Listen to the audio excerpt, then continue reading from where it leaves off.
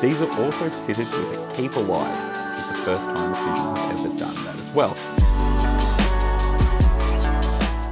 G'day everyone, today we're going to be taking a look at the 2025 release from Auscision models. These are of the SDA1 locomotives, which are a modern freight locomotive that run throughout Australia. This model is, well, Auscision's latest one, and it is also their heaviest model they've ever released, coming in, well, just under about a kilo. So, adhesion to the rail is supposed to be quite good. These are also fitted with a keep alive, which is the first time Auscision have ever done that as well. For those who don't know what a keep alive is, it's basically just a capacitor that means if you have dirty track, or maybe a dead spot, that the train will keep running, which is pretty neat. Now, a bit of backstory on these locomotives. They were introduced to Australia's railway network back in 2012 until 2022, although of course they are still running now, but that is the time frame that they were released in.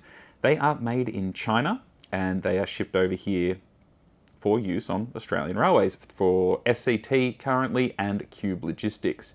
So you'll see them on lots of mainline freight trains throughout Australia and yeah, essentially every mainland state. Aside from that, they are quite a nice model. Now, we'll go through some of the features of these new releases. So these ready-to-run models feature a 5-pole skew-wound motor with twin brass flywheels. They're all-wheel drive with electrical pickup. They've got heavy die-cast chassis. They've got a PCB with a 21-pin DCC socket for those who want a DC model and, well, want to change it to DCC, although these do come factory fitted with DCC sound. They've got operating LED headlights, ditch lights, number box lights, red and white marker lights, with 4 macro switches on the chassis to operate these lights on the DC models. We've got scale size metal knuckle couplers as fitted to these, which are similar to the prototypes, although you may want to consider switching them out for KD couplers if you do want them to be compatible with, well, most other manufacturers. We've got edge brass details including windscreen wipers, side mirrors, along with see-through roof grills. We've got metal wire handrails and grab irons. We've got detailed cab interior with the painted driver figures. Scale size air and MU hoses. Now these models are recommended to run on a minimum of an 18-inch radius curve. However, I would highly recommend running them on much wider curves as these are a big locomotive and the freight that they would, well, the carriages that they would prototypically haul would be quite large. So I would say at a minimum, probably push it out to like 24 inches, but it's your railway, you can run whatever you want on it. And yeah, you might want to consider longer shank couplers if you are running it on something that tight. Now with that, there are 3 different body versions of these locomotives representing their about 10-year span of when they were being released.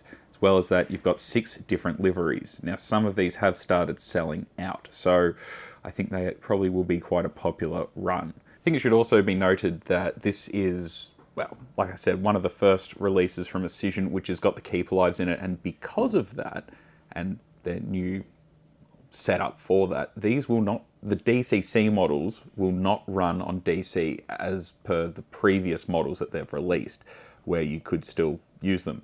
This time round, you cannot. Aside from that, it's a pretty solid release. These models are heavy, they are excellently detailed, and they sound pretty good as well. So I think if you are after one of these, if you're a modern modeler or just like the look of them, I certainly think these are definitely worth picking up.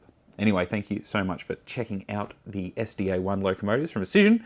And if you do want to see one of these in store, well, come on in, have a good look at one. Thanks for watching. Hooroo.